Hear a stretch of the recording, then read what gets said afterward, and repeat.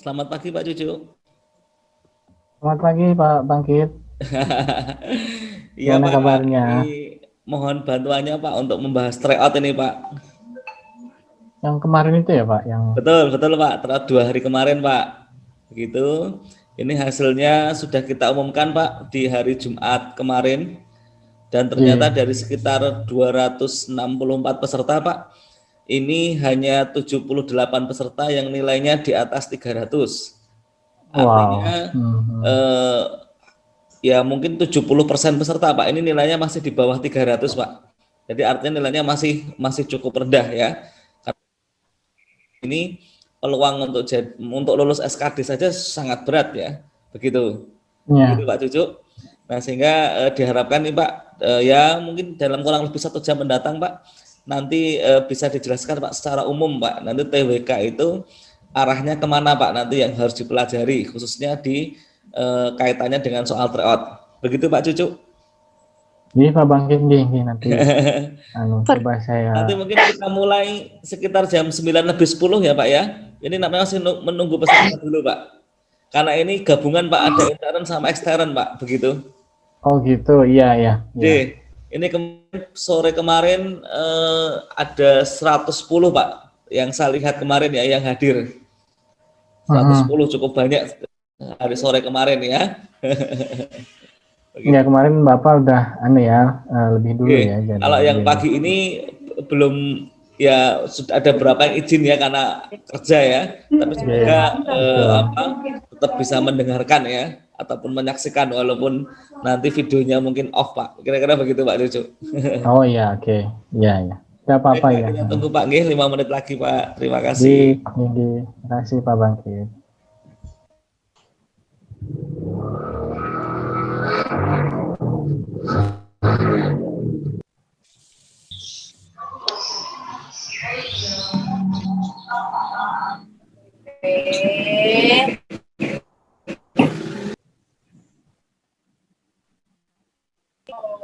Tadi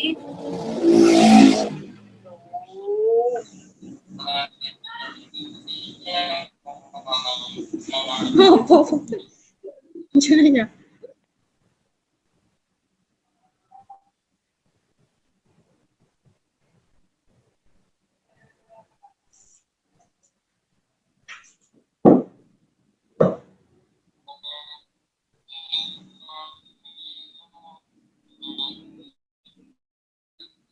Kayak kerungannya jurus.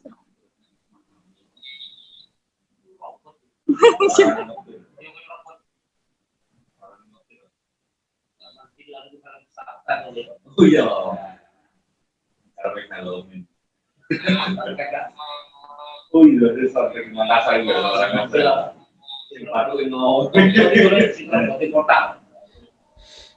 Baik, rekan-rekan semuanya, waktu menunjukkan sudah jam 9 lebih 9 WIB.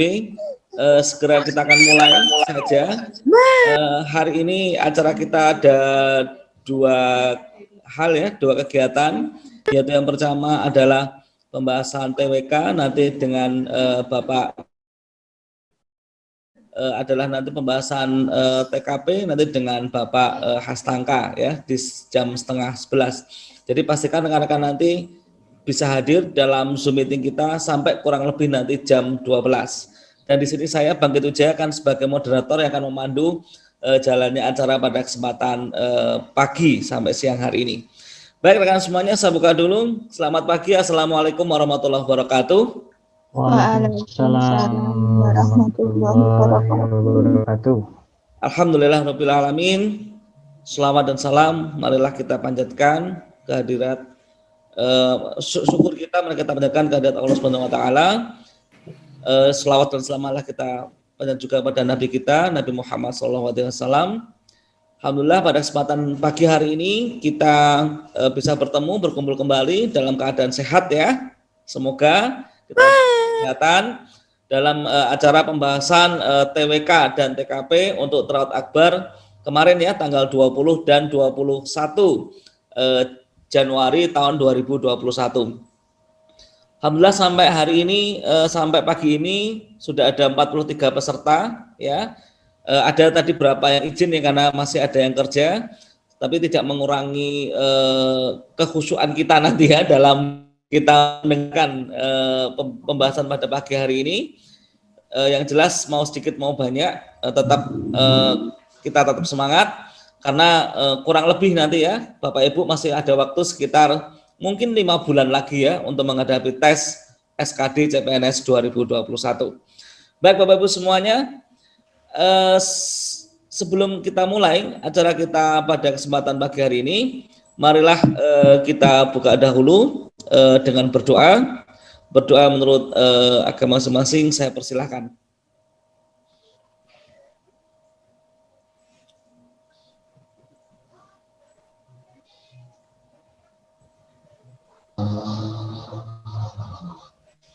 Ya, cukup.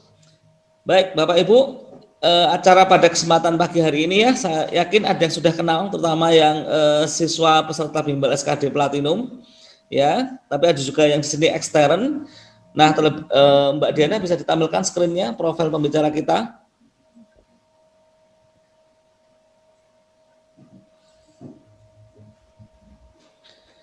Baik, pembicara kita pada kesempatan pagi hari ini bernama Bapak Cucu Sutrisno, SPD MPD, pendidikan S2, pendidikan Pancasila dan Kewarganegaraan PPS UNY, saat ini bekerja sebagai dosen UNY. Status sudah menikah, betul ya Pak Cucu ya? Iya Pak, sampun. Sudah punya satu Pak, putra ya Pak ya, betul ya Pak ya? Iya, 2 Pak. Oke, baik. Baik Pak. Baik, seperti itu. Nah, untuk memakan waktu pada Pak Cucu ya, kami persilahkan Pak untuk membahas tryout pada kesempatan pagi hari ini. Semoga Pak Cucu, kami persilahkan. Terima kasih Pak Bangkit atas waktunya. Selamat pagi Bapak Ibu sekalian, Mas dan Mbak sekalian. Selamat berjumpa dengan saya. Tadi terima kasih sudah diperkenalkan oleh Pak Bangkit. Di bimbel ini memang saya dan Pak Bangkit dan pengajar yang lain membersamai ya para peserta untuk bisa mendalami SKD CPNS yang sudah dimulai sekitar sebulan yang lalu. Dan untuk CPNS memang alangkah baiknya seperti itu, artinya CPNS ini tidak bisa, terutama SKD juga ya, itu tidak bisa diselesaikan dengan baik tanpa persiapan yang memadai. Artinya kalau cuma pakai ilmu sarasa atau sakira begitu, itu saya yakin tidak akan sukses ya, karena untuk menjawab soal itu ada landasan teoretiknya, ada pengetahuan yang dimuat di dalam soal. Jadi kalau ketika menjawab soal, saya rasa jawabannya itu sudah sulit untuk mendapat jawaban yang benar. Maka kunci yang pertama tentu adalah di persiapan untuk menghadapi soal-soal, dan itu yang saya dan tim Putra Bangsa lakukan bersama para peserta. Jadi mendalami sehingga ketika ada soal SKD seperti apapun begitu, itu mudah-mudahan itu bisa kemudian nanti dijawab dengan benar. Untuk ikhtiar yang lain ya, memang selain mendalami materi-materi, menguatkan wawasan, pengetahuan untuk bisa lolos SKD, kaitannya dengan materi-materi teoretik, nah tentu juga perlu langsung ya latihan soal, jadi learning by doing, mengerjakan soal-soal, karena itu akan mendorong kemampuan untuk bisa ya memahami soal dengan benar dan dengan cepat, lalu juga bisa mengerti seluk-beluk mengenai soal, hadapkan dengan bentuk-bentuk soal, itu tidak akan tidak akan terkaget-kaget dan tidak akan menambah kebingungan. Nah, ini salah satu yang dilakukan oleh Putra Bangsa membuka tryout ini, saya kira bagus sekali ya, karena ruang-ruang untuk persiapan kan menjadi semakin baik. Karena di TWK itu begini Bapak Ibu, ini sebelum kita bahas tryout-nya ya. Jadi sependek pengalaman saya untuk soal-soal TWK, pertama dari sisi materi, betul sekali memang materinya cukup luas. Secara sederhana bisa saya bilang materinya ini terutama muatannya materi PKN ya, kewarganegaraan, lalu ada materi Pancasila, lalu juga nanti ada materi-materi yang lain, misalkan tentang integritas, kemudian ada materi yang lain tentang kalau tahun lalu ada terorisme, radikalisme, kemudian sejarah, sejarah nasional, kemudian juga sejarah Nusantara, kemudian sejarah juga ada pergerakan gitu ya. Lalu ada juga materi tentang beberapa bahasa Indonesia. Nah, dari keluasan materi itu tentu perlu ya, sangat perlu saya kira. Ini Bapak Ibu untuk mendalami itu, baik dengan mempelajari materi atau nanti melalui pengerjaan dan pembahasan soal. Yang kedua mengenai bentuk ini ya, bentuk soal ya, atau wujud soal. Nah, ini untuk 2018-19 ya, yang kemarin sudah dilaksanakan dan tentu di tahun ini digunakannya model HOTS, Higher Order Thinking, di mana kalau Bapak Ibu yang pendidik saya kira sudah memahami itu bagaimana soal yang berjenis HOTS itu dibuat atau wujudnya seperti apa. Nah, untuk Bapak Ibu yang masih asing, jadi HOTS itu salah satu semacam teori kognitif ya, teori pengetahuan. Jadi pengetahuan itu ada 6 level. Nah, yang HOTS itu yang level tinggi itu ada 3. Di level analisis, evaluasi, dan membuat ulang. Nah, pada kategori-kategori soal yang levelnya berpikir tingkat tinggi ini, nah ini sajian soalnya ya Bapak Ibu. Nah, Bapak Ibu yang sudah CPNS ikut tes di tahun lalu mungkin pernah mengalami. Jadi soal-soalnya itu disajikan dengan tidak langsung menanyakan teorinya, tapi disajikan dengan kalimat yang lain atau kemudian disajikan dengan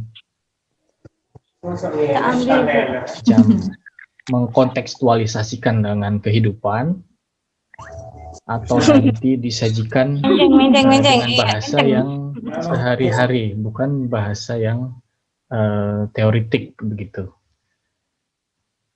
Nah, kemudian ada yang soal level rendah itu pengetahuan, pemahaman, penerapan. Nah, itu basicnya untuk dikuasai adalah dengan hafalan ya, hafalan kemudian pemahaman. Nah, secara umum soal-soal TWK itu kalau dari sisi bentuk soalnya akan memang variatif seperti itu, tidak hanya yang sifatnya hafalan saja, menanya tokoh, nanya orang, nanya tanggal, tapi juga nanti akan yang menanya pemahaman, yang lebih tinggi lagi akan menanyakan bagaimana menganalisis suatu kejadian misalkan. Tapi setiap soal itu tentu yang punya teori di baliknya, meskipun dari sisi soal tidak atau tidak secara eksplisit itu mencantumkan teori tentang ABCD gitu. Tapi di balik itu ada teori. Nah, itulah yang saya maksud bahwa untuk mengerjakan soal TWK pun itu tidak bisa dengan mengandalkan feeling saja gitu ya.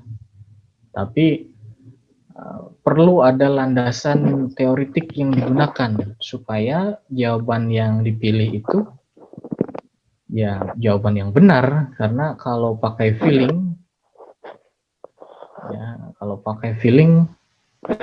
saya kira para pembuat soal juga dulu membuat soalnya tidak pakai feeling tapi pakai ya landasan teori begitu ya.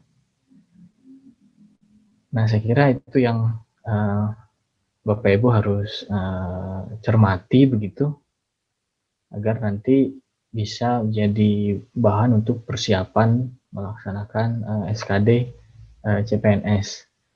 Dan ya keberadaan atau adanya program di Bimbel saya kira bisa membantu ke arah sana ya untuk mempersiapkan bagaimana secara teoritik dan bagaimana pengerjaan soal. Oh ya, satu lagi. TWK ini seringkali dianaktirikan dalam pengerjaan SKD. Jadi waktunya seringkali digunakan untuk mengerjakan TIU atau TKP karena memang perlu waktu banyak di 2 tes itu. Nah, tapi yang kerap kali luput adalah pertama karena waktunya sempit begitu ya, tapi tidak sebanding dengan kemampuan mengerjakan TWK. Kalau kemampuan penguasaan TWK-nya bagus, waktunya sempit, it's okay. Tapi kalau kemampuan pengerjaan TWK-nya kurang, tapi waktunya sempit, nah ini yang kerap kali jadi malapetaka lah, akhirnya membuat tergelincir ya karena tidak lolos passing grade.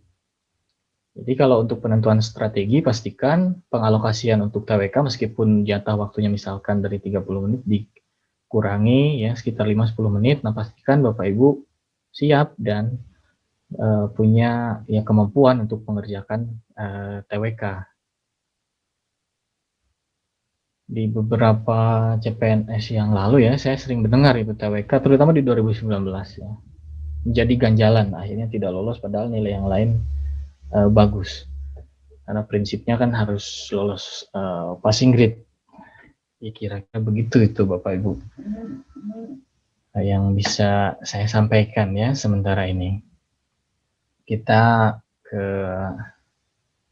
saya share screen dulu.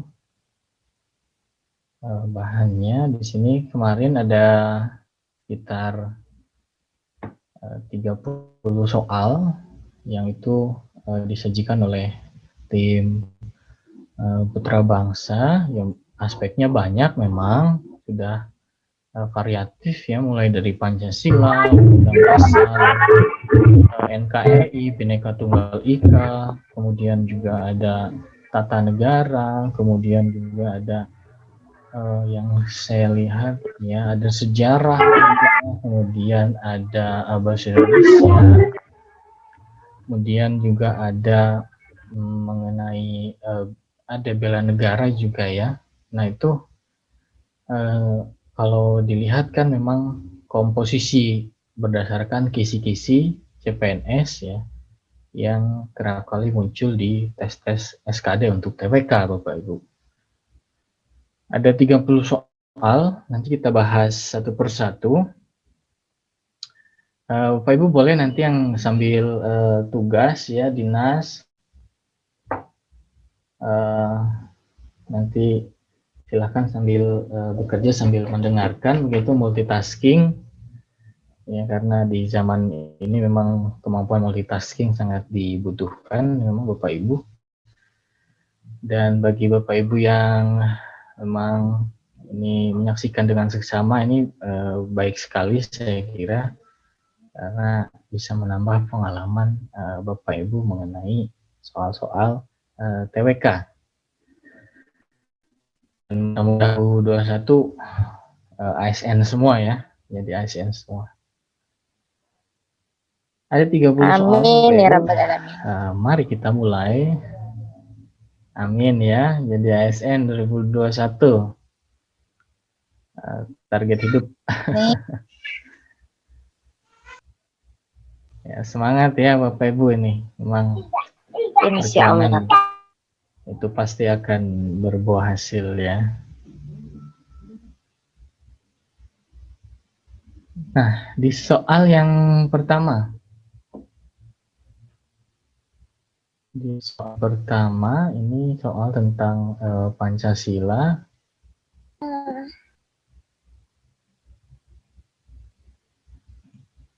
Ini pertanyaannya adalah secara yuridis Pancasila terletak di dalam Proklamasi GBHN, Batang Tubuh, Undang-Undang Dasar 45, penjelasan Undang-Undang Dasar 45 atau pembukaan Undang-Undang Dasar 45. Dan jawabannya yang pembukaan ya, terutama di alinea keempat. Di situ sudah jelas dicantumkan mengenai dasar negara. Dan pembukaan ini kedudukannya adalah sebagai asas kerohanian negara ya, karena di dalamnya ada ada dasar negara, kemudian ada susunan makro tata negara Indonesia, misalkan di alinea keempat itu ada konstitusi, kemudian ada bentuk pemerintahan republik, begitu ya, ada tujuan negara. Jadi ini sebagai posisinya sebagai asas kerohanian negara. Nah, hubungannya dengan batang tubuh. Jadi dalam Undang-Undang Dasar itu, Bapak Ibu, Undang-Undang Dasar 1945, sekarang kan sudah yang perubahan ya. Kalau yang dulu yang sebelum perubahan, kan Undang-Undang Dasar 1945 itu terdiri dari ada pembukaan, ada apalagi batang tubuh, dan ada penjelasan. Aturan tambahan. Betul. Nah, kemudian aturan tambahan, aturan peralihan, lalu penjelasan. Kemudian kalau di Undang-Undang Dasar 1945 yang baru ya, itu ada pembukaan, ada batang tubuh itu pasal-pasal, aturan tambahan, peralihan, dan tidak ada penjelasan karena penjelasan ditiadakan. Soalnya berdasarkan kesepakatan dalam sebelum amandemen Undang-Undang Dasar 45, hal-hal substantif yang ada di dalam pembahasan itu dimasukkan ke dalam pasal-pasal, sehingga tidak ada lagi pembahasan atau penjelasan, tidak ada lagi penjelasan. Nah, kaitannya antara pembukaan dengan batang tubuh. Jadi batang tubuh itu, pasal-pasal itu penjelmaan lebih rinci, lebih real dari pembukaan. Jadi pembukaan ini dia sebagai asas kerohanian negara ini masih bersifat umum, lalu kemudian dijelmakan di dalam batang tubuh. Jadi begitu. Ini materi yang juga kerap kali muncul ya mengenai pembukaan Undang-Undang Dasar, kaitannya antara pembukaan dengan Undang-Undang Dasar. Kemudian yang kita lanjut ke nomor 2. Di nomor 2, ini pertanyaannya, setiap pelaksanaan pembangunan nasional harus didasarkan atas nilai-nilai yang terkandung dalam sila-sila Pancasila. Hal ini menunjukkan bahwa Pancasila sebagai titik. Nah, tentu ini mudah jawabannya sebagai paradigma pembangunan. Paradigma pembangunan bangsa dan negara.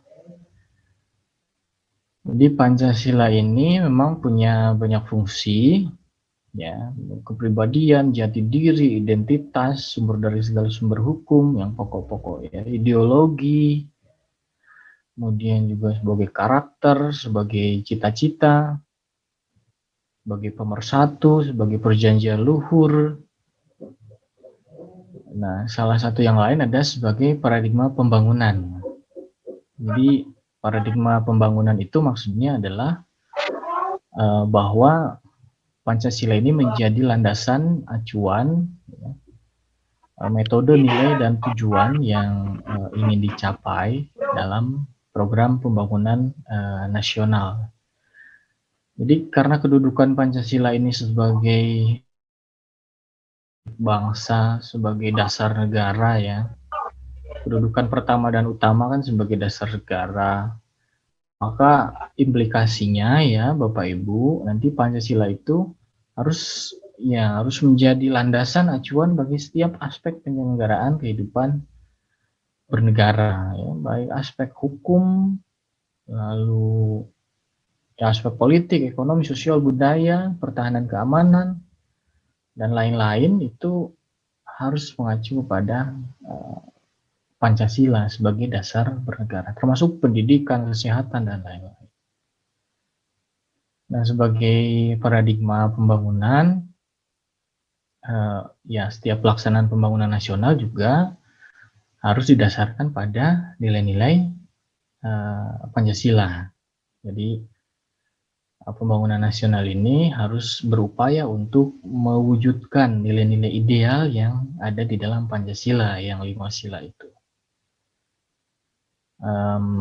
Ya misalkan ya contoh konkretnya dalam pembangunan ekonomi, bagaimana kebijakan ekonomi diarahkan untuk pemberdayaan, misalkan pengembangan usaha kecil dan menengah ya, masyarakat dengan ekonomi mikro ya, itu sesuai dengan ya wujud dari misalkan sila ke-5, bagaimana bahwa warga itu harus tersejahterakan seluruhnya dan negara punya tanggung jawab untuk mensejahterakan setiap warganya, termasuk melalui intervensi atau keberpihakan di bidang ekonomi kepada masyarakat lemah. Nah, misalkan begitu.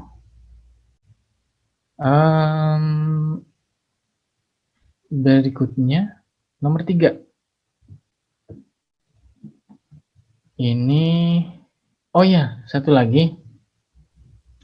Kalau dulu mengenai pembangunan nasional, acuan dasarnya ya sebelum amandemen Undang-Undang Dasar 45 itu kan ke GBHN, itu namanya GBHN. Jadi GBHN itu diperbaharui nanti, misalkan tergantung nanti MPR nanti membuat GBHN, karena dulu MPR sebelum Undang-Undang Dasar di amandemen kan punya kewenangan untuk membentuk GBHN ya Bapak Ibu ya, tapi sekarang sudah dihapus.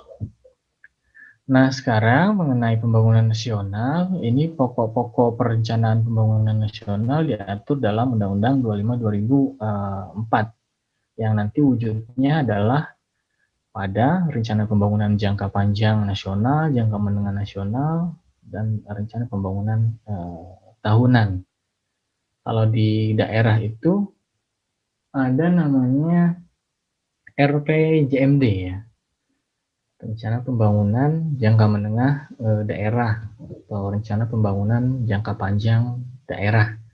Jadi wujudnya ke itu kalau yang pasca amandemen Undang-Undang Dasar 45. Kemudian saya kira, nah ini nomor 3, baru nomor 3 kita. Masih lanjut ya Bapak Ibu nih, baru nomor 3. Lanjut Pak. Masih aman? Bapak Ibu jangan ngantuk dulu. Enggak Pak, masih pagi. Aman-aman Pagi Pak. ya. Oke, Pak Bu Imas, Pak Soni, dan Bapak Ibu yang lain. Nomor 3, rumusan Pancasila yang terdiri atas 5 aspek, yaitu peri kebangsaan, peri kemanusiaan, peri ketuhanan, peri kerakyatan, dan peri kesejahteraan rakyat, serta diberi judul Asas dan Dasar Negara Kebangsaan RI. Ini dicetuskan oleh sejarah Pancasila yang sederhananya kalau yang peri-peri itu dari Muhammad Yamin. Yang peri-peri itu dari Muhammad Yamin. Kalau Bung Karno itu dia awalnya itu yang pertama kebangsaan atau nasionalisme, yang terakhir nanti ketuhanan, kalau Bung Karno usulan dasar negaranya. Jadi ini berkaitan dengan usulan dasar negara. Nah, dalam sejarah itu Yamin disebutkan mengusulkan ya usulan pada 29 Mei 45 dalam sidang BPUPKI ya. Nah, ini mengenai sejarah semacam ini harusnya ini sudah di luar kepala nih. Karena beberapa kali juga muncul meskipun dalam bentuk yang lain. Kalau siapa yang mengusulkan itu ada Yamin, ada Supomo ya. Kemudian ada Bung Karno ya, tanggal 1 Juni usulan dasar negara secara lisan atau dalam pidato. Dan anggota-anggota yang lain juga banyak yang mengusulkan ya, anggota BPUPKI itu secara tertulis. Jadi dalam misalkan mengusulkan ketika panitia 8 mengumpulkan usulan-usulan tertulis. Nah, itu untuk sejarah Bapak Ibu, ini sejarah Pancasila terutama harus sudah melotok sejarah Pancasila ya. Karena ya penting Pancasila di TWK penting. Kita lanjut dulu ke nomor 4. Nah, ini masih berkaitan dengan Pancasila. Pertanyaannya adalah tanggal 1 Oktober diperingati sebagai hari ... 1 Oktober tentu adalah hari kesaktian Pancasila. Betul ya, Bu Siu. Ini adalah lahir peringatan hari kesaktian Pancasila ini pada era ini ya, tahun 60-an Pak Soeharto ya, Pak Presiden Soeharto, betul Pak Sani. Nah, ini sedikit sejarahnya. Jadi dulu yang mengeluarkan Hari Kesaktian Pancasila adalah Pak Soeharto memang. Ketika itu sedang menjadi Menteri Utama Bidang Pertahanan dan Keamanan. Jadi dikeluarkan melalui surat keputusan Menteri Keputusan garing B garing 134 garing 1966 supaya 1 Oktober diperingati sebagai Hari Kesaktian Pancasila oleh seluruh angkatan bersenjata dan dengan melibatkan masyarakat. Nah, dulu memang khususnya untuk angkatan bersenjata karena setelah G30S itu kan hari lahir aku. Betul, 1 Oktobernya itu dimulai penumpasan PKI ya. Dulu yang mimpin Pak Sarwo Edi ya, Pak Sony ya. Iya, Letjen Sarwo Edi waktu itu. Betul. Nah, itu makanya 1 Oktober kemudian dicetuskan oleh Pak Harto karena terkait dengan G30S PKI itu. Lalu tadi ada di opsi itu ini hari apa ini? Hari Angkatan Bersenjata atau Hari Tentara Nasional. Nah, Hari Tentara Nasional itu tanggal 5 Oktober. Ini merujuk pada dibentuknya Tentara Keamanan Rakyat atau TKR dulu nama awalnya. TKR, kemudian ada juga nama ABRI, Angkatan Bersenjata Republik Indonesia. Di situ baru nanti ada TNI dan Polri. Setelah reformasi itu ada pemisahan. Jadi tanggal 5 Oktober. Kalau kemerdekaan 17 Agustus, Sumpah Pemuda 28 Oktober ya. Ini siapa tahu muncul penting juga karena bisa saja memang TWK muncul soal-soal seperti ini. Terlihat mudah, tapi kalau tidak pernah ingat, pasti salah itu. Kemungkinan besar salah. Ya, Bapak Ibu, ya bisa saja muncul seperti ini. Pernah ada juga. Baik, kita lanjut lagi ke nomor 5. Nomor 5 adalah masih berkaitan dengan ini sejarah tata negara kita, sejarah konstitusi juga. Ini pertanyaannya, berikut ini merupakan isi dekret Presiden 5 Juli 59 kecuali titik. Nah, yang tidak termasuk adalah yang A, pemilihan presiden dan wakil presiden. Ya. Karena dekret Presiden 5 Juli 59 itu dikeluarkan oleh Bung Karno sebagai presiden ketika itu. Artinya membubarkan Konstituan T. Yang kedua, berlakunya kembali Undang-Undang Dasar 45 dan tidak berlaku lagi Undang-Undang Dasar sementara tahun 50. Lalu akan segera dibentuk MPRS dan DPAS dalam waktu singkat. Nah, apa itu Konstituan T? Itu satu lembaga yang secara khusus punya tanggung jawab untuk menyusun Undang-Undang Dasar yang baru untuk menggantikan Undang-Undang Dasar yang sementara. Tetapi sampai tahun 59, Konstituan T itu gagal menyelesaikan atau ya menyepakati lah usulan atau menyepakati naskah Undang-Undang Dasar yang baru. Akhirnya dalam sidang di Konstituan T, Bung Karno itu di akhir-akhir menjelang 59 itu ya mengusulkan untuk kembali ke Undang-Undang Dasar 45. Dan itu pun juga ada yang pro, ada yang kontra. Akhirnya keluar dekret. Nah, Konstituan T dibentuk pada pemilu tahun 55. Jadi pemilu tahun 55 itu milih anggota parlemen, juga milih anggota konstituan. Jadi ada 2 tahap. Tapi kemudian setelah dekret kembali ke Undang-Undang Dasar 45. Itu sekilas sejarahnya. Nomor 6. Ini tentang hukum. Hukum, dan ini masuk ke soal-soal integritas juga ini. Tentang korupsi ya. Ini soalnya adalah segala bentuk tindakan pencucian uang serta sanksinya telah diatur di dalam Undang-Undang Nomor, yang spesifik itu mengenai pencucian uang ada di Undang-Undang Nomor 8 tahun 2010 tentang pencegahan dan pemberantasan tindak pidana pencucian uang. Yang C ya.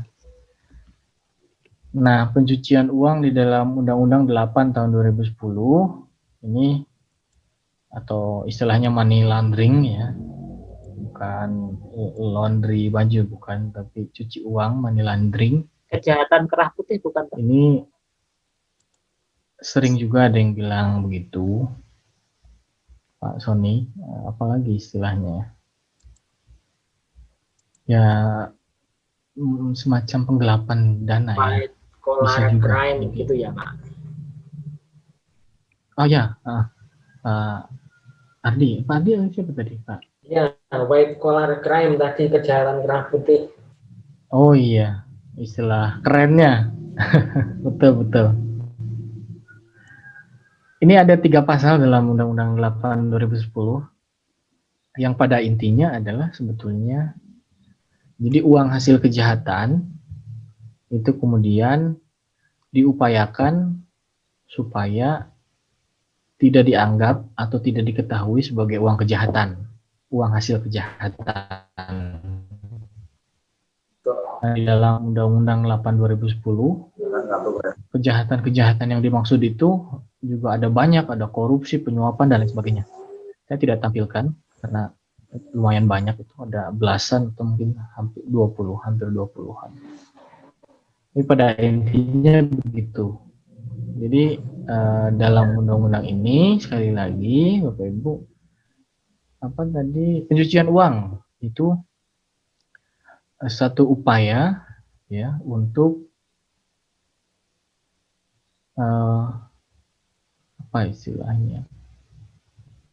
untuk mengupayakan uang hasil kejahatan itu supaya tidak diketahui atau tidak dianggap sebagai uang hasil kejahatan.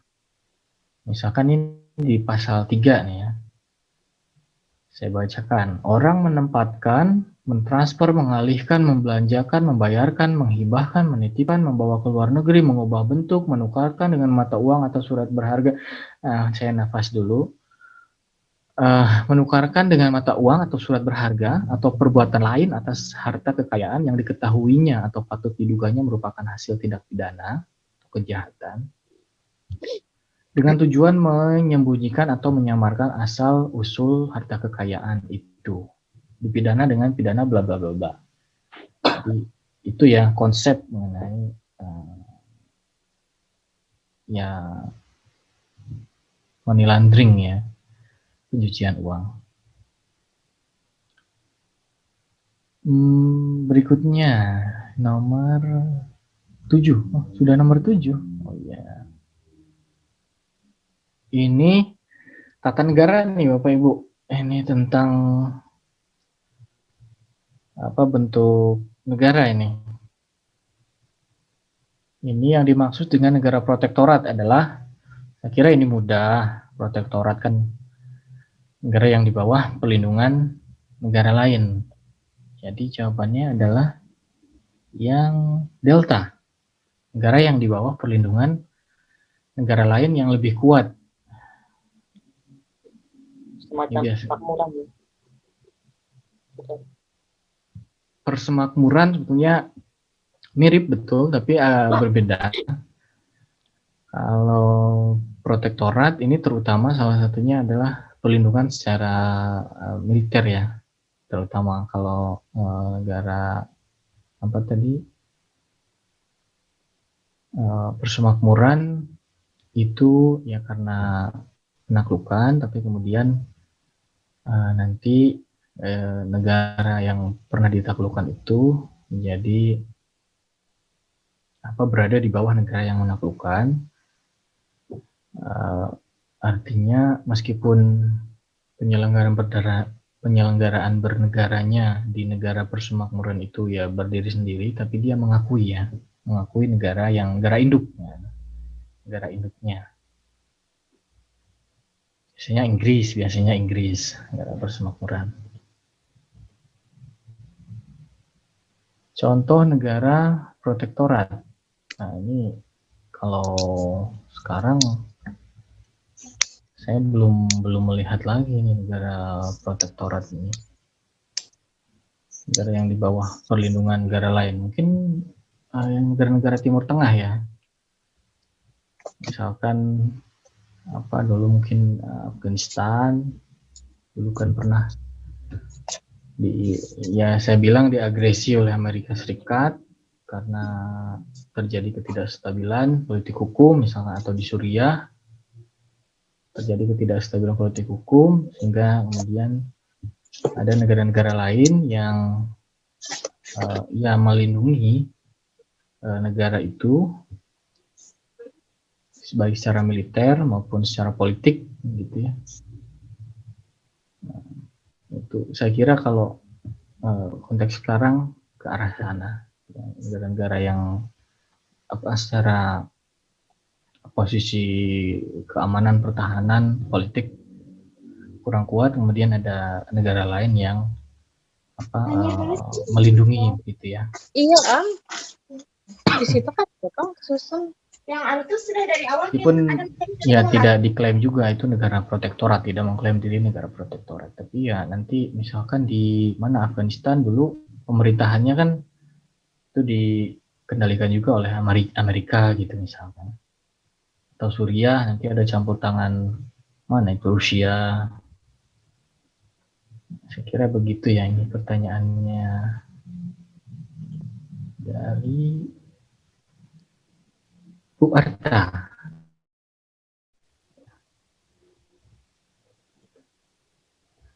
Baik, begitu Bapak Ibu. Next lagi ya.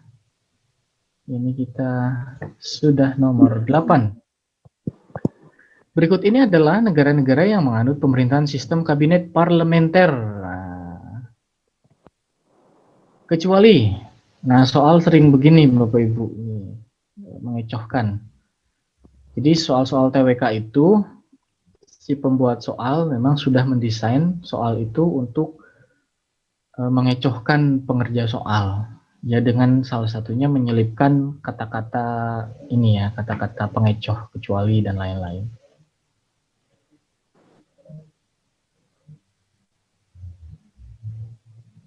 Soalnya dinampakkan. Ini saya sudah share screen, muncul belum ya, Bapak Ibu ya? Nampak kok ya, itu yang Sudah ya, Bu Nur, mungkin Jaringan biasa. bisa jaringan atau mungkin terclose, di minimize atau di HP mungkin. Tapi sudah ya Pak Sony, Pak Aman, Mbak, aman. Ardi. Oke. Sudah Pak, ada dari tadi juga. aman, Oke, aman. ya, Mas. Baik.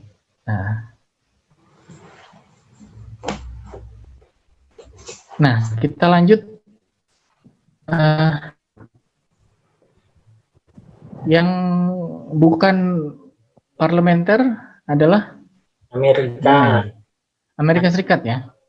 Iya, Amerika. Amerika. Jadi betul. Di kamera. Iya. Nah, jadi kalau materinya atau teorinya kan ya, sistem pemerintahan itu secara umum kan ada dua yang di negara-negara modern sekarang, Bapak Ibu, ada presidensil, ada parlementer. Kalau yang parlementer yang paling kentara cirinya dia penyelenggara pemerintahannya itu bukan kepala negara atau bukan presiden, tapi oleh Perdana Menteri. Betul. Nah, presiden itu hanya sebagai simbol saja ya, kalaupun ada presiden atau biasanya raja. Tapi kalau dirunut sejarahnya, awalnya itu presidensil dulu, karena dulu zamannya raja kan, kerajaan pemerintahan itu dipegang oleh satu kekuasaan atau dari raja. Tapi kemudian setelah absolutisme itu bergeser, akhirnya muncul parlementer, mana yang menyelenggarakan pemerintahan bukan lagi raja atau kepala negara, tapi dari parlemen dengan pembentukan Perdana Menteri, ministry. Ini yang satu-satunya yang tidak punya Perdana Menteri kan Amerika Serikat. Jelas Amerika itu presidensial, sama seperti Indonesia. Ya, sudah ya Bu Nur. Nah, begitu. Ini beberapa ciri parlementer. Misalkan dikepalai oleh seorang Perdana Menteri, betul ya, kekuasaan eksekutif ditunjuk oleh legislatif, sedangkan raja diseleksi berdasarkan undang-undang. Kemudian menteri hanya bertanggung jawab kepada legislatif. Nah, kalau di presidensil, menteri itu diangkat, diberhentikan oleh presiden sebagai eksekutif, dan dia bertanggung jawabnya ya ke presiden, karena menteri membantu presiden. Kemudian presiden juga bertanggung jawab ke parlemen atau ke legislatif kalau parlementer. Tapi kalau presidensil, presiden sebagai kepala negara dan kepala pemerintahan bertanggung jawab kepada rakyat karena dia dipilih oleh parlemen. Nah, gitu Bapak Ibu. Kita next lagi. Nomor 9. Kabinet yang pembentukannya di luar campur tangan parlemen disebut dengan, ini jenis-jenis kabinet. Jenis kabinet ya berdasarkan asal usulnya. Tadi ada presidensil, parlementer yang umum sekarang. Kalau yang pembentukannya di luar campur tangan parlemen itu ekstra parlementer. Ekstra parlementer. Betul yang ekstra parlementer. Ini dari Bang Arif ya. Berikutnya ke nomor 10. Macam dan harga mata uang ini konstitusi Undang-Undang Dasar 45 Bapak Ibu. Macam dan harga mata uang ditetapkan dalam Undang-Undang Dasar 45 3B. Ya, saya sudah cek, ini bunyinya macam dan harga mata uang ditetapkan dengan undang-undang. Ini kalau soal-soal konstitusi, pasal-pasal, mau tidak mau, suka tidak suka ya, sekali lagi ya untuk Bapak Ibu yang juga ikut bimbel platinum dan Bapak Ibu yang lain, untuk konstitusi yang saya tekankan sekali lagi ya perlu untuk dihafal dan dipahami ya, perlu dihafal dan dipahami. Lagi tidak akan rugi karena konstitusi ini konsep makro negara Indonesia. Dia akan sangat berguna untuk memahami konteks bernegara dari berbagai aspek hukum, politik, ekonomi. Jadi kalau menghafal dan mengerti, paham konstitusi, itu akan sangat membantu pengerjaan TWK. Terutama kalau muncul soal yang seperti ini, menanyakan pasal, menanyakan bunyi pasal. Itu kalau sebetulnya mudah, tapi kalau tidak hafal jadi sangat sulit. Wow, menjadi gelap. Ternyata sebentar ya, di tempat saya mati lampu. Saya cek dulu.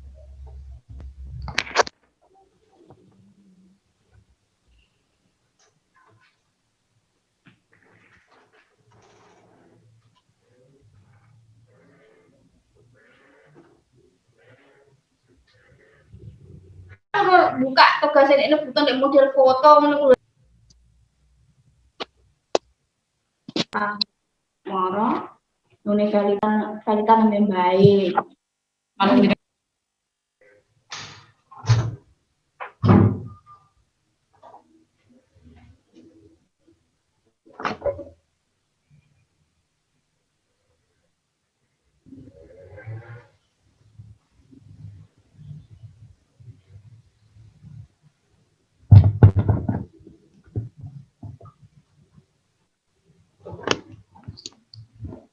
Iya, mohon maaf, saya ini mati lampu ternyata. Kita lanjutkan Bapak Ibu. Nomor 10 ya, ini tentang Undang-Undang Dasar 45, macam dan harga mata uang ada di pasal 23B. Nomor 11, salah satu kelebihan dari pemerintahan sistem kabinet presidensil jika dibandingkan dengan sistem kabinet parlementer adalah, ini sistem pemerintahan lagi, yang betul adalah yang E ya, jalannya pemerintahan dan pembangunan relatif stabil. Jadi ini nanya kelebihan presidensil dibanding parlementer. Jawabannya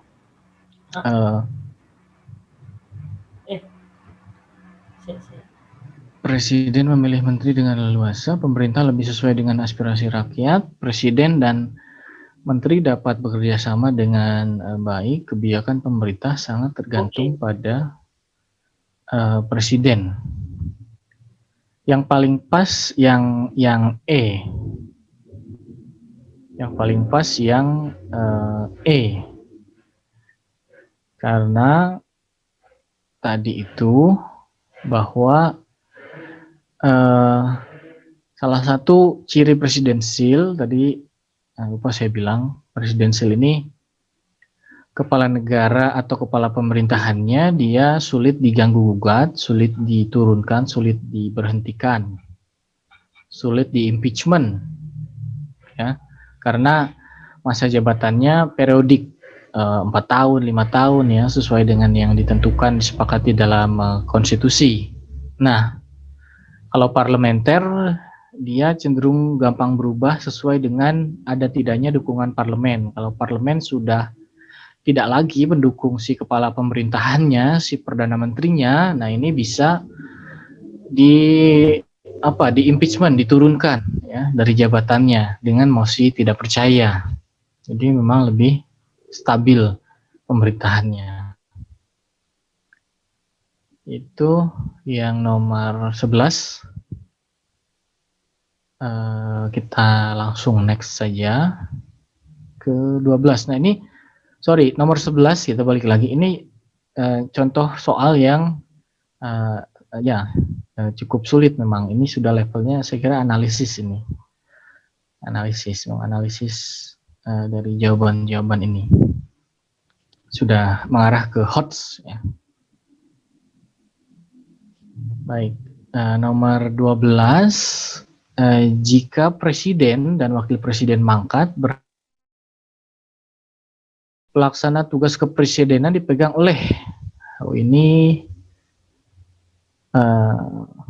mengenai apa kekuasaan ini kalau presiden dan wakil presiden mangkat atau berhenti. Mangkat itu meninggal, berhenti atau diberhentikan ya, di impeachment atau mengundurkan diri. Makzulah. Siapa? Dimakzulkan itu juga masuk loh, Pak. Iya, dimakzulkan, betul, di impeachment Pak Sony ya, oleh DPR. Iya. Nanti melalui serangkaian proses yang lama. Nah, itu penggantinya adalah Menlu, Mendagri, dan Menteri Pertahanan ya. Kalau sekarang ini namanya triumvirat ya, ini ada di pasal 8, terutama pasal 8 ayat 3 Undang-Undang Dasar 1945 ini mengenai triumvirat ini. Ini pasal 8 ayat 3 di Undang-Undang Dasar 45 menyebutkan jika presiden dan wakil presiden mangkat, berhenti, diberhentikan atau tidak dapat melakukan kewajibannya dalam masa jabatannya secara bersamaan, pelaksana tugas kepresiden adalah Menteri Luar Negeri, Menteri Dalam Negeri, dan Menteri Pertahanan secara bersama-sama. Nah, itu bunyinya memang begitu. Nomor berikutnya, ini hukum ya, di bawah ini merupakan hukum-hukum formal kecuali. Ini maksudnya adalah ini berkaitan dengan sumber hukum formal. Di sumber hukum itu ada yang material, ada yang formal ya. Kalau yang sumber-sumber hukum formal itu sumber hukum yang berasal dari hukum yang berlaku, ya, berasal dari hukum yang berlaku. Kalau sumber hukum material ini, dalam arti material ini berasal dari bukan sumber hukum, bukan hukum yang tertulis ya, bukan hukum yang berlaku, tapi dari nilai-nilai agama, nilai-nilai adat istiadat budaya begitu, atau norma yang berlaku di masyarakat. Nah, sumber hukum formil itu ya ada undang-undang, kebiasaan, jurisprudensi, traktat atau perjanjian, doktrin, atau pendapat ahli. Ini sumber hukum dalam arti formal ya. Nah, ini sering tertukar material dan formal ini dengan penggolongan hukum berdasarkan fungsinya ya. Memang berdasarkan fungsinya, hukum itu juga dibedakan menjadi dua nih Bapak Ibu. Ada hukum material dan hukum formil. Nah, kalau hukum material itu suatu produk hukum yang di situ mengatur ya, atau isinya itu berisi aturan mengenai apa yang harus dilakukan atau tidak boleh dilakukan, mengenai sesuatu yang dilarangnya lah atau diperintahkan ya. Nah, kalau hukum formil ya itu berkaitan dengan tata cara untuk menegakkan atau melaksanakan hukum material. Misalkan kitab undang-undang hukum acara pidana, kitab undang-undang hukum acara perdata, nah itu hukum formil. Ini sering tertukar dengan yang tadi. Nah, nomor 14 ini Bhinneka Tunggal Ika ini. Sebagai semboyan negara Republik Indonesia, Bhinneka Tunggal Ika memiliki prinsip-prinsip yang terkandung di dalamnya, yaitu sebagai berikut. 1, 2, 3, 4, dan 5. Di antara prinsip di atas yang bukan merupakan prinsip Bhinneka Tunggal Ika, yaitu, nah ini salah satu jenis soal yang menurut saya cukup menyulitkan, ya, cukup menyulitkan, karena ada banyak teks dan ada banyak ini ya yang harus dieliminasi. Nah, kalau saya mengerjakan soal seperti ini, saya biasanya berpatokan saya cari yang salah atau yang benarnya. Saya misalkan cari yang salah dulu.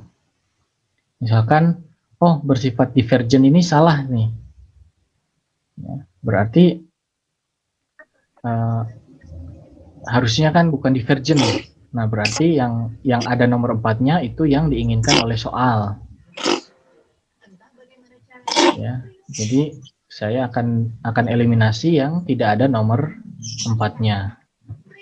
Karena yang ditanyakan yang bukan merupakan prinsip Bhinneka Tunggal Ika. Berarti jawabannya tinggal antara B atau C. Dan saya ulangi lagi di misalkan yang informasi nomor 5 atau nomor 4, nomor 5 atau nomor 3 nih yang benar. Nah, kalau untuk yang menjadi jawaban adalah mana ini? Oh ya, yang E itu ada juga nomor 4 ya. Yang salah itu yang nomor 2, nomor 4, dan nomor 5. Jadi jawabannya yang E. Tadi saya tidak lihat nih. Jadi informasi nomor 2 itu harusnya inklusif ya. Kalau eksklusif itu kan kalau inklusif itu berbaur. Kemudian kalau nomor 4 itu divergen ya, memisah-misahkan, membeda-bedakan. Kalau harusnya itu konvergen. Itu tidak membesar-besarkan perbedaan. Dan lalu yang kelima, ini harusnya mendukung nilai inklusif ya. Nah, itu yang menjadi prinsip dalam Bhinneka Tunggal Ika.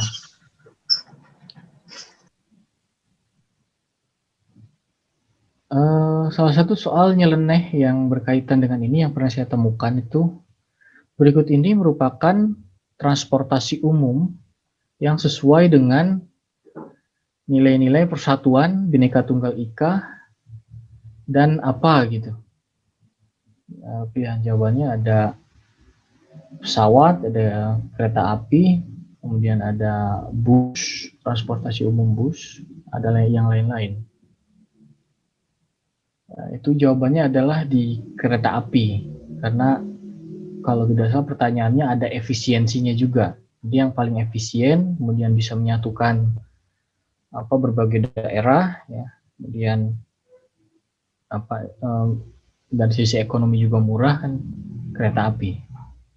Itu pernah saya lihat ya, saya temukan di CPNS.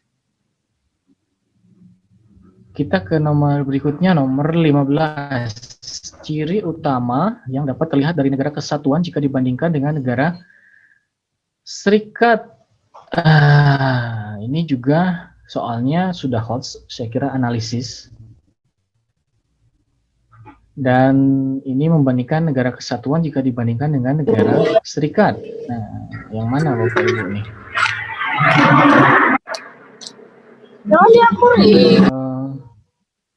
Kalau yang A itu ciri negara serikat. Kalau yang B, baik negara serikat maupun negara kesatuan bisa ya menjadi bersifat demokratis. Kalau yang C, masa jabatan kepala negara terbatas, yang negara serikat maupun kesatuan juga bisa. Kepala negaranya merupakan pilihan rakyat, dua-duanya juga bisa. Nah, yang cenderung membedakan memiliki konstitusi yang tertulis. Jadi kalau di negara kesatuan itu kan ada konstitusi dan itu berlaku untuk semua wilayah ya di negara itu, karena sifatnya kan kalau kesatuan tidak dalam wilayah negara bagian. Nah, kalau dalam negara serikat itu kan terpisah-pisah ke dalam negara bagian ya Bapak Ibu ya. Nah, negara bagian itu kadang emang tidak punya konstitusi, dia konstitusinya hanya konstitusi negara pusat lah, dan keberlakuannya juga tidak sekuat konstitusi di negara kesatuan, karena di negara-negara bagian itu dia punya otonomi yang kuat dan otonomi yang luas begitu, sehingga ya tidak lebih terikat dengan konstitusi dibanding dengan konstitusi di negara kesatuan. Jadi ini kalau menemukan jawaban seperti ini, ya, pilihan jawaban seperti ini yang paling benar yang D. Nah, saya kalau mengerjakan soal yang memang menyulitkan seperti ini, saya eliminasi sistemnya, sistem eliminasi soal, eliminasi pilihan jawaban. Kita lanjut lagi, Bapak Ibu, nomor 16, sudah setengah jalan. Kita sampai setengah 11, karena nanti ada TKP dari pengajar berikutnya ya, Pak Hastangka. Nomor 16, menurut Undang-Undang Dasar sementara, pengesahan Undang-Undang Dasar dilakukan oleh Badan Konstituante, ya, yang B. Ini karena Badan Konstituante yang membuat konstitusi yang baru. Kemudian nomor 17, menurut Profesor Notonegoro, nilai dalam Pancasila adalah, jadi Profesor Notonegoro itu dia mengatakan bahwa nilai itu ada 3, nah, ya, Bapak Ibu, ada material, vital, dan kerohanian. Berarti jawabannya adalah yang C, ya, material, vital, dan kerohanian. Nilai material itu adalah nilai yang berguna bagi manusia. Kemudian kalau nilai vital, nilai yang berguna bagi manusia untuk mengadakan aktivitas. Kemudian kalau nilai kerohanian, ya nilai yang berasal atau berguna bagi rohani manusia. Nanti ada 4 ya. Ada nilai kebenaran, ada nilai religius, ya, ada nilai seni atau keindahan. Satu lagi nilai apa ya Bapak Ibu ya? Nah itu salah satu, ini materi ini tolong diperkuat. Ini salah satu materi dasar yang sering muncul.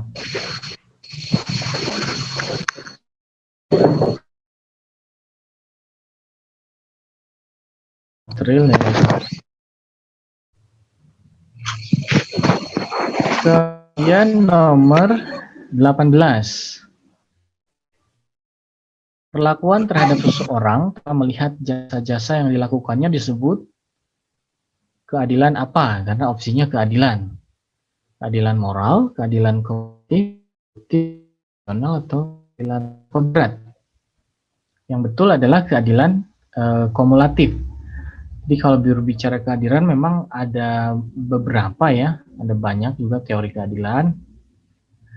Kalau yang pertama tadi ada keadilan distributif, itu keadilan yang berdasarkan pada jasa-jasa atau menurut haknya masing-masing. Kalau keadilan kumulatif tadi tanpa memperhatikan jasa-jasa masing-masing. Kalau keadilan moral ini dari Aristoteles, Plato, ini keadilan yang memberikan perlakuan yang seimbang antara hak dan kewajiban. Kalau ada lagi keadilan berdasarkan hukum alam, ini ada keadilan umum dan keadilan khusus. Ya. Kalau keadilan umum, keadilan menurut kehendak undang-undang. Kalau keadilan khusus, keadilan berdasarkan atas kesamaan atau proporsionalitas. Nanti dibedakan lagi, ini ada keadilan distributif, keadilan kumulatif, keadilan vindikatif. Ini teorinya ya. Kemudian nomor 19. Nah, ini kembali ke Undang-Undang Dasar, tapi ini sudah berkaitan dengan ketatanegaraan ini. Karena pertanyaannya, menurut Undang-Undang Dasar 1945, pasal titik-titik ayat titik-titik, negara Indonesia ialah negara kesatuan yang berbentuk republik.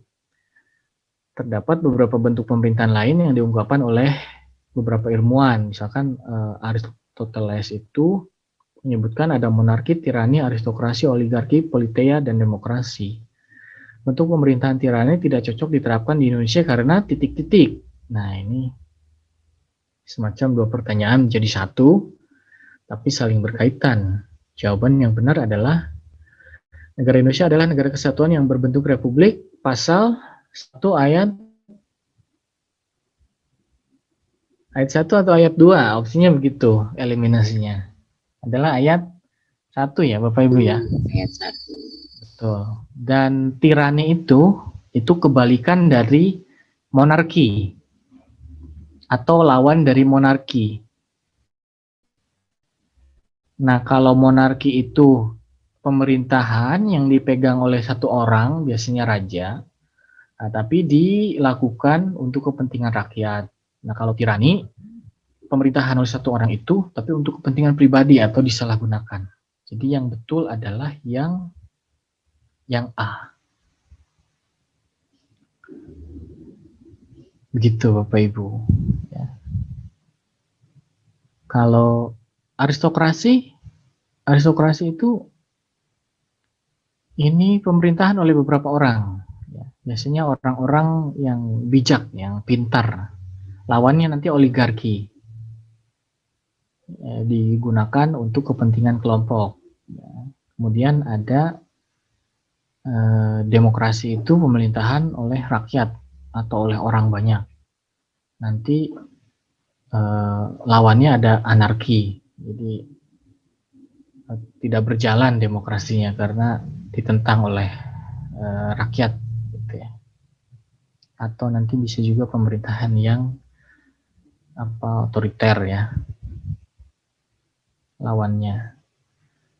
Baik, ke nomor 20. Sedikit lagi. Pemerintahan yang baik atau good governance memenuhi kriteria berikut ini, kecuali ini teorinya adalah asas umum pemerintahan yang baik. Tapi yang ditanyakan kecualinya.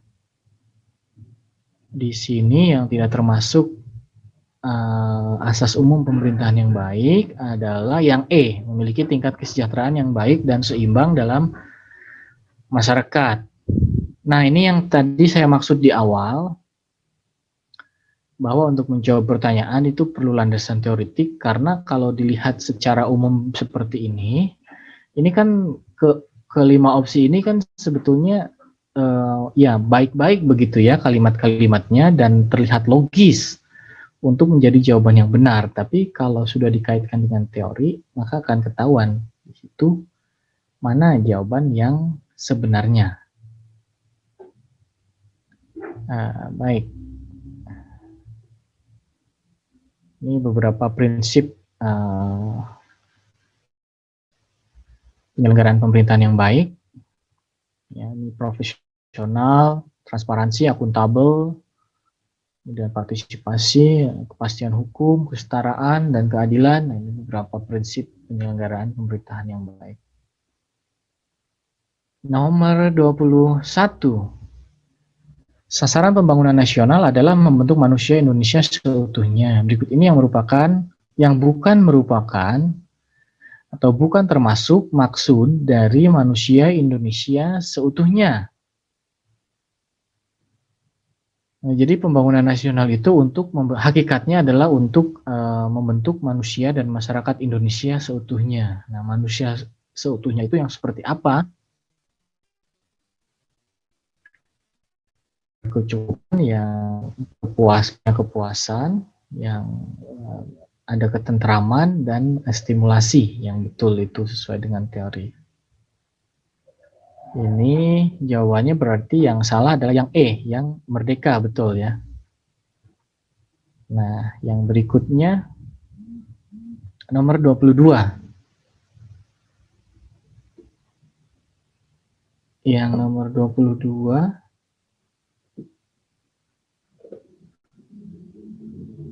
pertanyaannya, seseorang yang bergaya hidup hedonis dan cenderung menganut konsumerisme telah melanggar sila Pancasila ke titik. Tentu sila kelima ya Bapak Ibu ya. Dan ini soal yang kekinian banget karena di era global sekarang, di era 4.0, memang masyarakat banyak yang memiliki kecenderungan hedonis. Hedonis itu mengejar kebahagiaan dengan sesuatu yang material, misalkan ya makan yang mewah-mewah ya. Kalau konsumerisme ini ya pemenuhan kebutuhan yang berlebihan, jadi boros. Nah, tentu kalau bicara hal itu kan sila kelima misalkan dalam P4 salah satu maknanya adalah tidak bergaya hidup mewah. Nah, itu. Jadi tentu adalah sila kelima. Jadi arahnya dari sana. Begitu Bapak Ibu. Ini arah teoritiknya. Nah, ini saya kira soal-soal yang ini ya dikemas dengan bahasa yang sederhana tapi sebetulnya di belakangnya ada teorinya. Baik, nomor berikutnya 23. Jepang secara resmi menguasai Hindia Belanda pada 8 Maret 42 hingga proklamasi kemerdekaan 17 Agustus 45. Tujuan utama Jepang menguasai wilayah Hindia Belanda adalah, ya ini sejarah lagi, Mendapatkan logistik. betul ya, mendapatkan logistik dan bahan industri perang ini. Nah, kita pernah membahas ini ya bersama tim Bimbel Platinum ya, Bapak Ibu yang ikut Platinum. Jadi betul, dulu tujuannya menjajah Indonesia adalah untuk mendapatkan logistik perang, ini berupa persediaan minyak, kemudian juga timah, aluminium untuk persenjataan. Iya. Nah, yang berikutnya nomor 24 ini sejarah lagi. Pertanyaannya, pengurus BPUPKI dilantik Letjen Komaki Ciharada ya, yang berkuasa di Jawa pada 28 Mei 45 di Jakarta untuk bertugas ... Nah, ini yang ditanyakan adalah BPUPKI itu tugasnya ngapain sih, untuk apa sih gitu ya, kan kalau disederhanakan.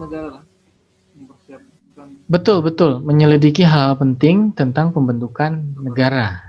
Itu ya tujuan utamanya. Tapi kemudian oleh para pengurus atau anggota BPUPKI ini langsung seolah-olah untuk menyiapkan kemerdekaan, yaitu dengan membentuk atau menyusun dasar negara itu waktu itu.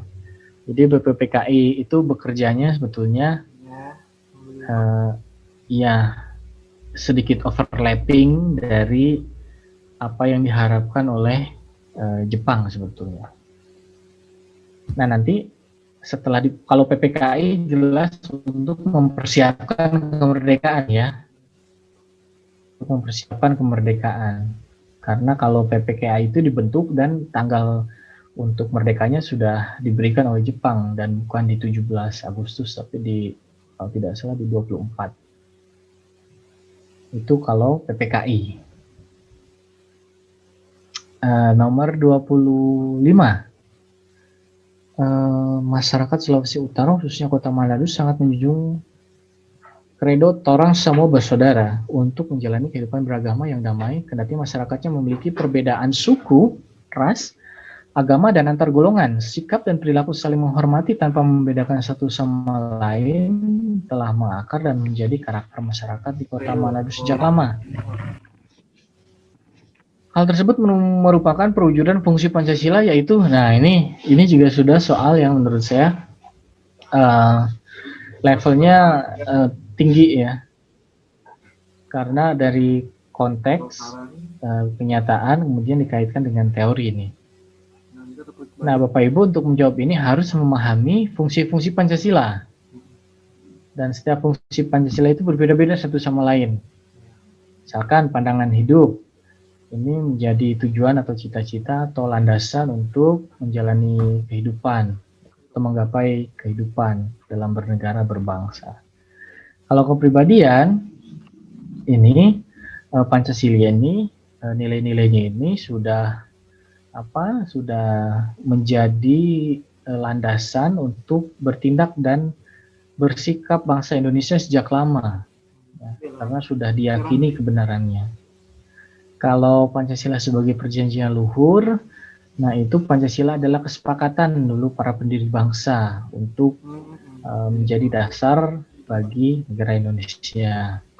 Kalau sebagai filsafat hidup, Pancasila ini adalah nilai-nilai yang diyakini kebenarannya oleh bangsa Indonesia.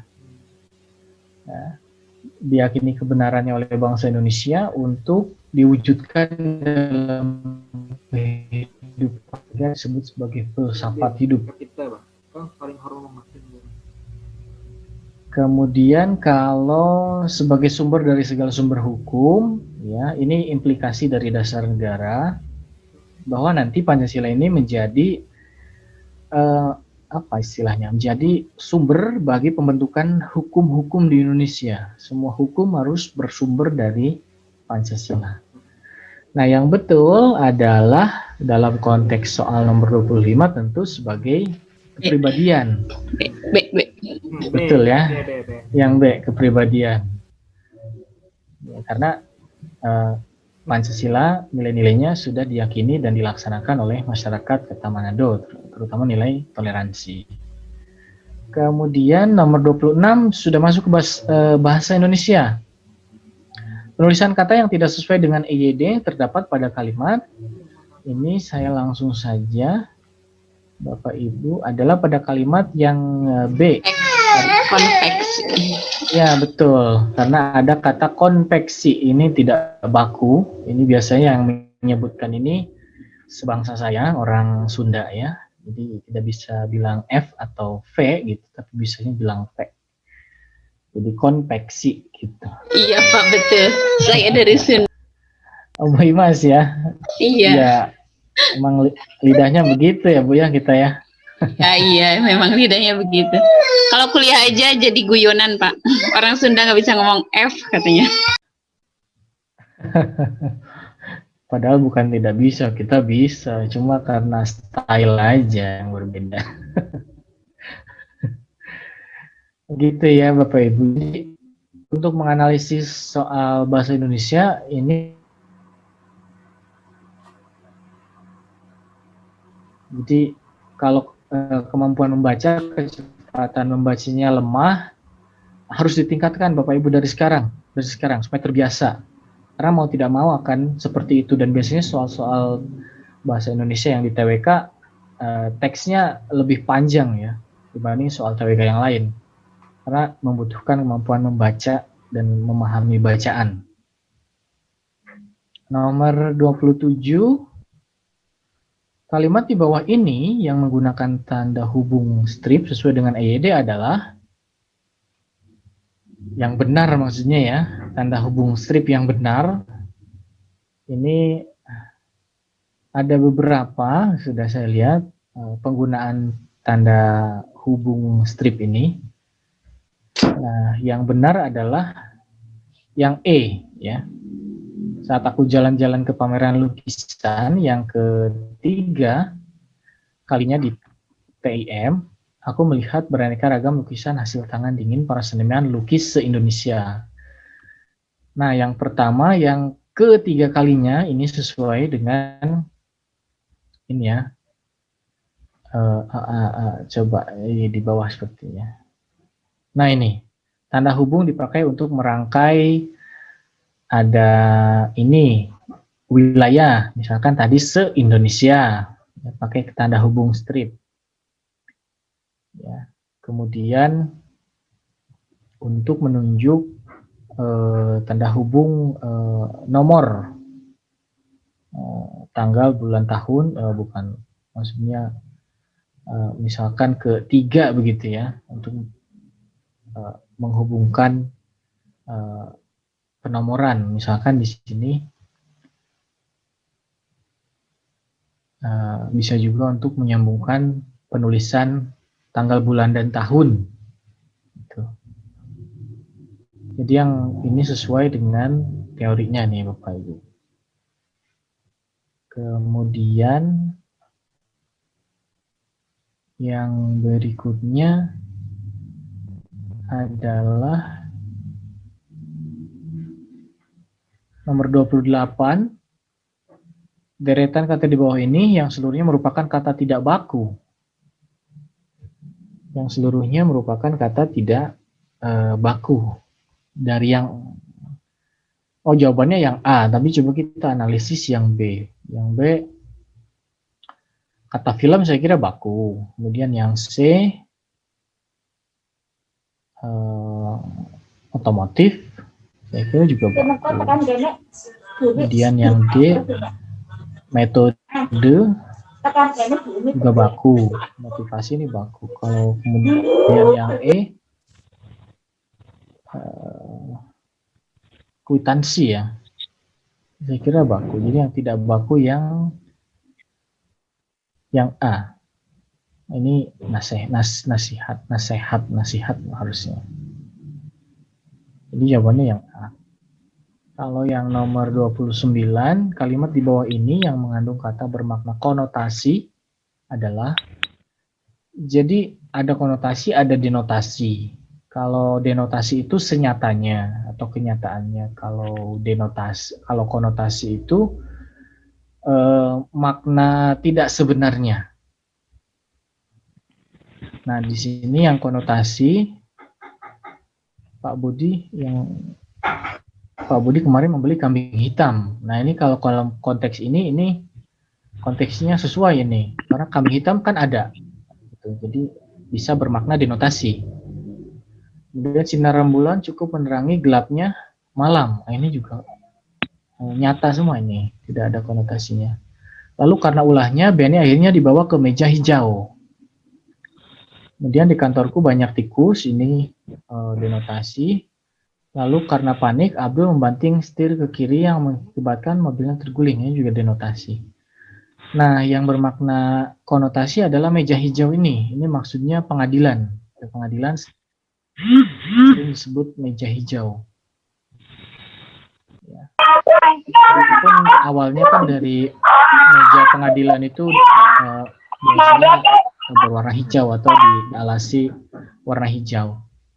Tapi kalau meja hijau secara denotatif kan bukan pengadilan, tapi kalau meja hijau secara konotatif itu pengadilan. Itu begitu Bapak Ibu untuk konotatif dan denotatif.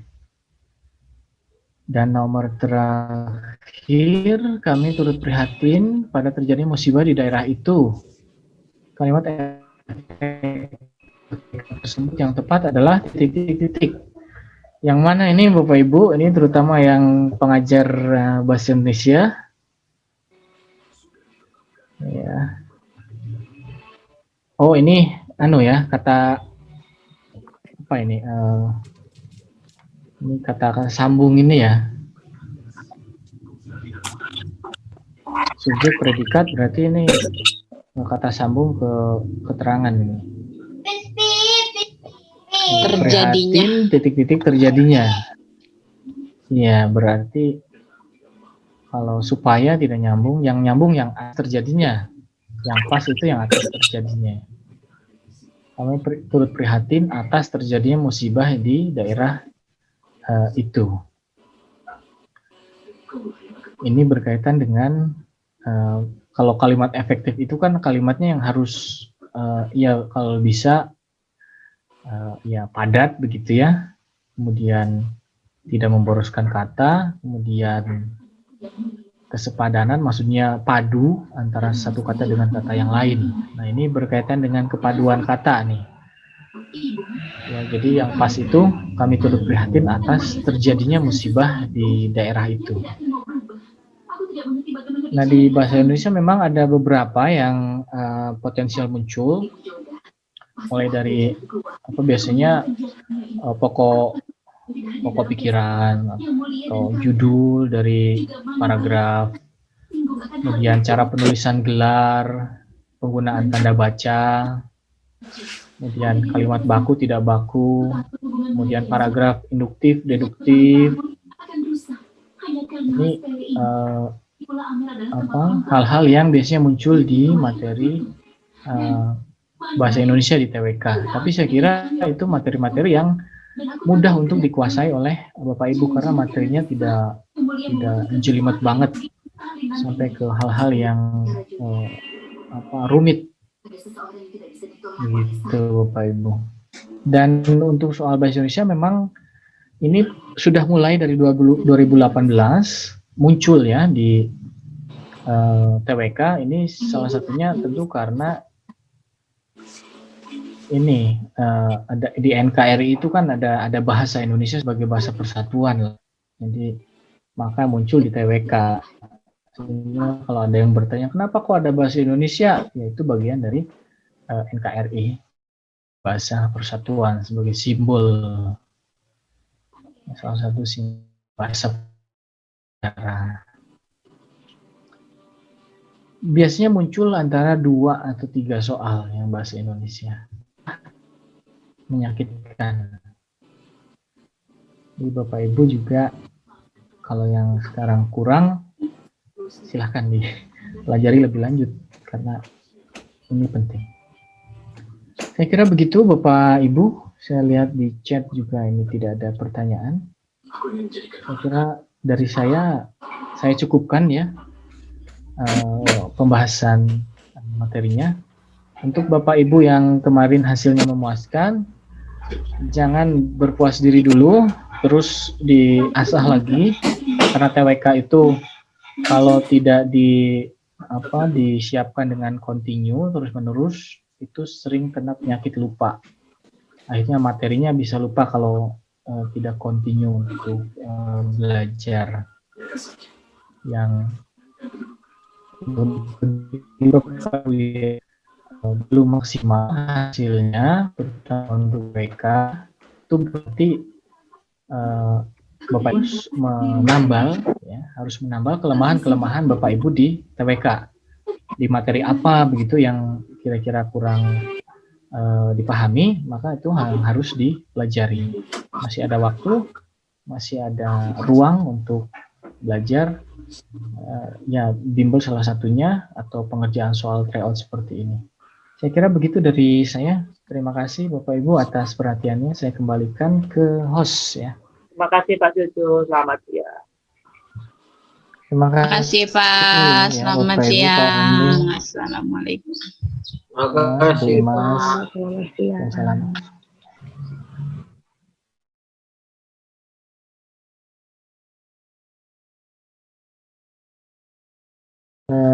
Saya nanti langsung live karena akan dilanjutkan oleh Hastangka.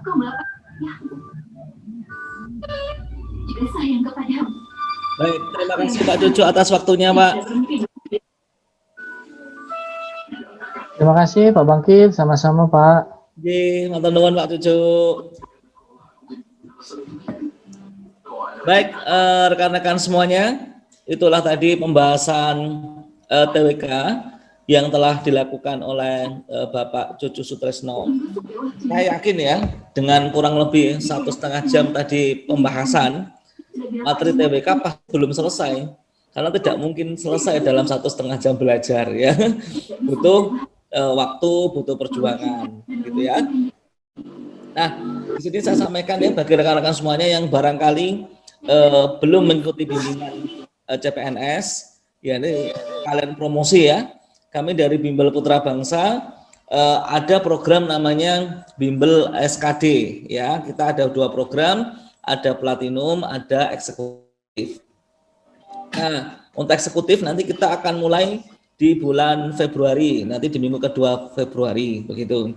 Nah, perbedaannya adalah kalau yang eksekutif nanti pertemuan 20 kali ya, 20 kali dalam satu waktu, maksudnya dalam kira-kira 1 bulan, dan nanti bisa mengulang lagi di program eksekutif berikutnya.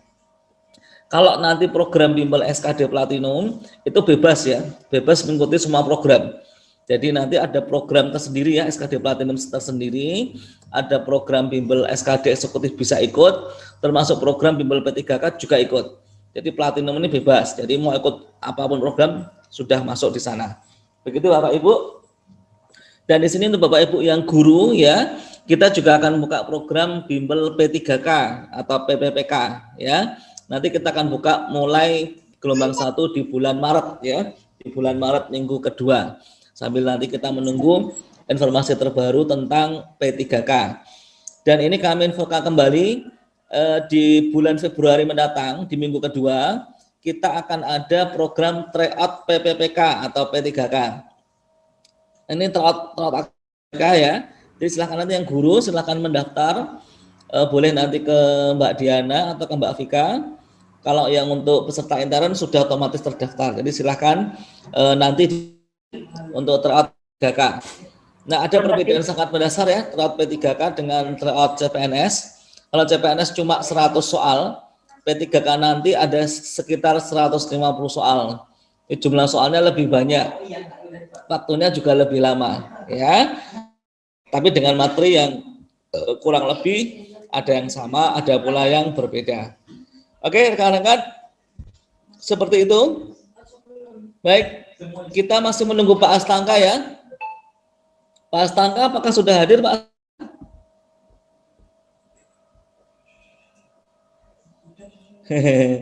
Betul Mas, 150 soal PPPK Mas. Itu harus dipersiapkan ya. Dipersiapkan karena tidak semua, saya yakin Bapak Ibu tidak bisa menguasai semua materi. Contoh, misalnya Bapak Ibu pengajar bahasa Inggris. Nah, ini materi P3K masalahnya tidak ada bahasa Inggris ya. Begitu. Atau Bapak Ibu misalnya guru atau pengajar matematika. Kalau Bapak Ibu guru atau pengajar matematika itu paling hanya bisa mengerjakan sebagian soal di TBS, tes bakat skolastik. Artinya nanti ada soal-soal tentang materi pedagogik, ada materi tentang kompetensi manajerial, yang itu tentu harus dipelajari juga begitu ya, khususnya juga wawancara. Karena P3K ini seperti yang telah kita ketahui bersama ya, ini gaji dan tunjangan yang sama dengan CPNS. Perbedaannya adalah kalau CPNS ini ada pensiun, P3K tidak ada pensiun. CPNS ketika dia sudah diangkat maka susah diberhentikan. Kalau P3K ini per setahun sekali, ini kontrak akan diperpanjang. Bedanya di situ.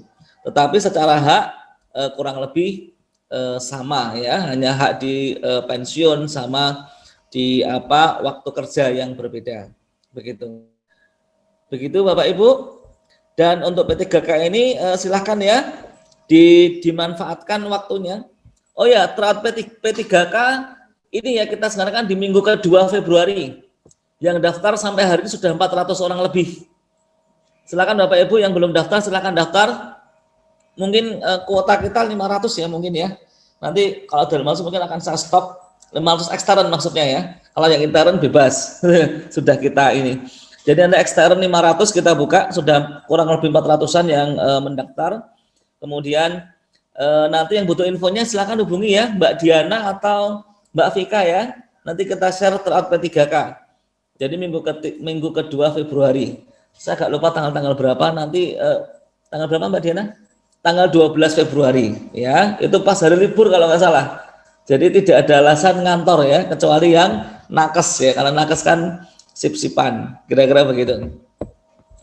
Nah di materi P3K ini juga nanti ada materi pedagogik ya, pedagogik. Kemudian ada materi integritas ya, ada wawancara. Nah ini memang harus dipersiapkan semuanya ya.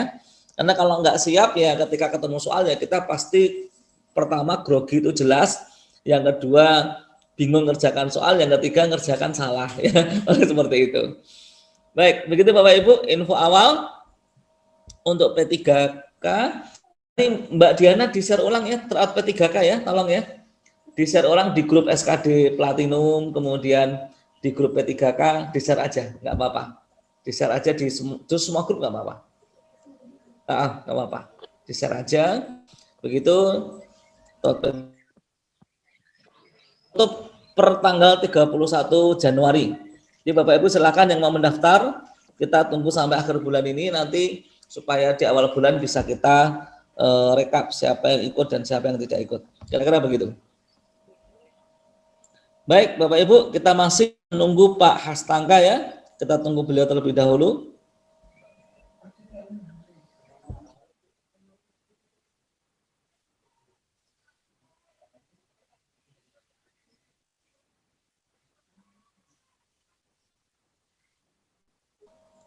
Baik, menjawab pertanyaan Mbak Naila Hasna, Pak, kan ada SKD dan SKD. P3K seperti apa? Jadi begini, P3K itu tesnya sebenarnya sudah merupakan gabungan antara SKD dan SKB. Jadi 150 soal itu sudah merupakan gabungan. Karena Bapak Ibu, kalau Bapak Ibu paham, jadi gini, materi TIU itu di P3K ini kurang lebih setara dengan materi TBS atau tes bakat skolastik. Hanya bedanya TIU hanya 35 soal, TBS itu 40 soal, bedanya di situ. Kemudian kedua, materi kompetensi manajerial di P3K itu kurang lebih sama dengan materi TKP. Karakteristik pribadi, hanya saja kisi-kisinya ada beberapa yang beda dan tidak semua materi TKP ada. Ya, nanti akan lebih jelas membahas ini, begitu. Yang lebih kompeten di bidangnya, begitu.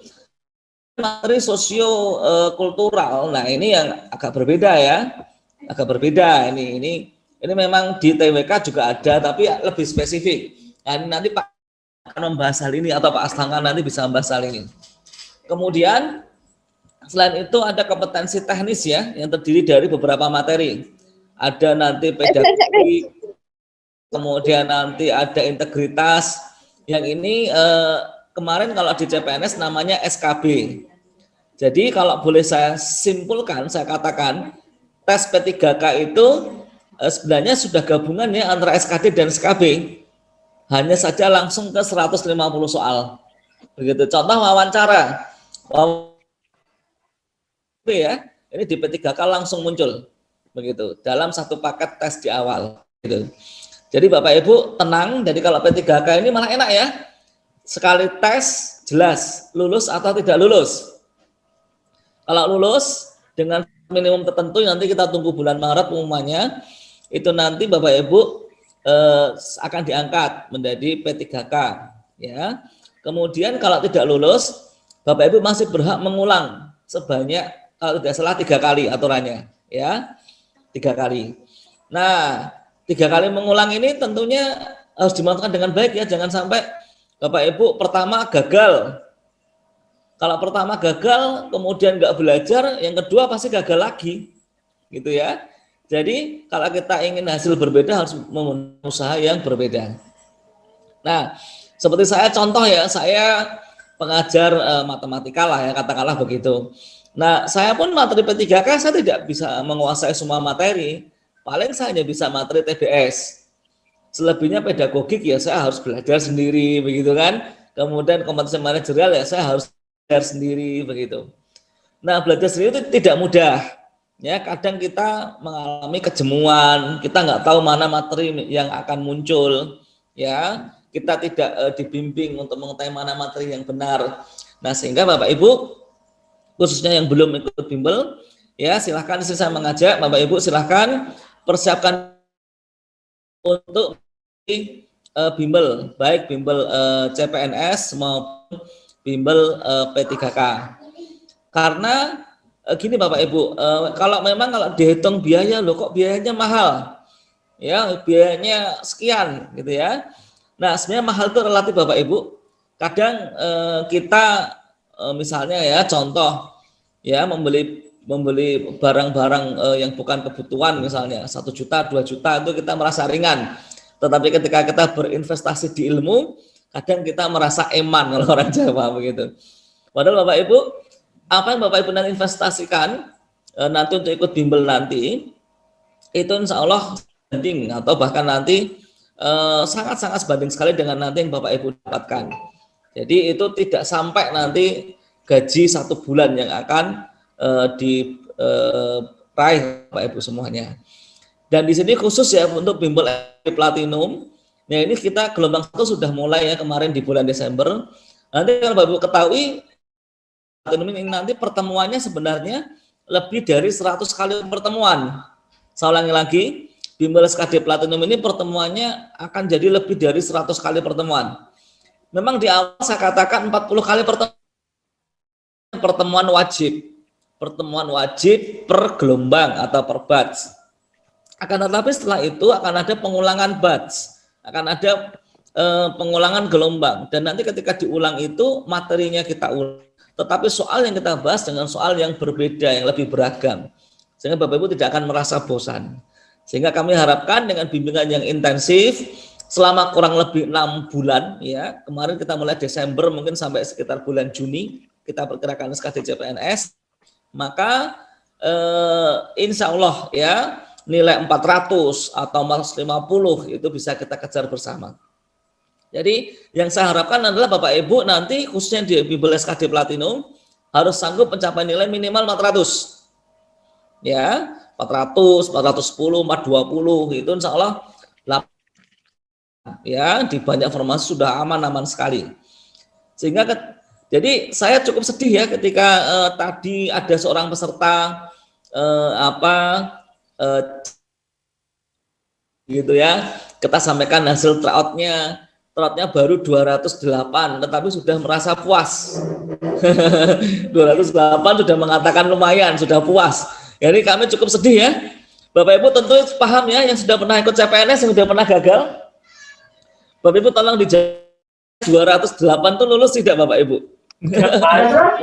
Sangat kecil. Di bawah. Sangat kecil, tidak passing grade. Nangis, Tiko, nangis. Nangis tuh Mas. 340 aja. Amdan Saya masih nggak terima dengan nilai itu.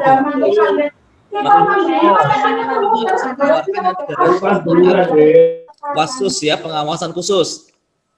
Mulai pertama bulan per hari akan akan ada namanya treatment ya, treatment untuk bisa menguasai. Baik, kita tunggu Pak Hastangka ya.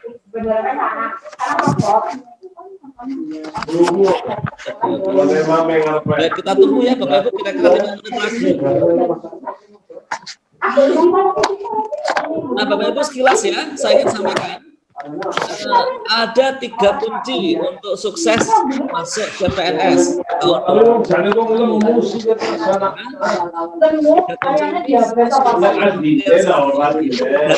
Stop dulu aja. Tidak terdengar Pak, itu berisik di belakang.